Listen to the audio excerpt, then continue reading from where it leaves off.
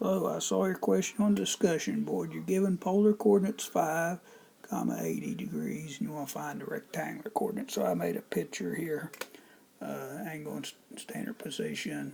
This is given as the angle's 80 degrees, and the length here is 5 for the vector. I've completed a triangle here, dropped a perpendicular.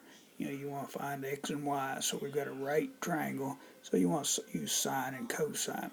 The sine of this angle would equal opposite over hypotenuse, and the cosine would be adjacent over hypotenuse. And so sine of 80 would equal y over 5, multiply each side by 5, y equals 5 sine of 80 degrees, and put it in the calculator, come out about 4.92. Cosine of 80 is x over 5, multiply both sides by 5, so it's 5 cosine 80 degrees, which come out to about 0.87. Hope that helps.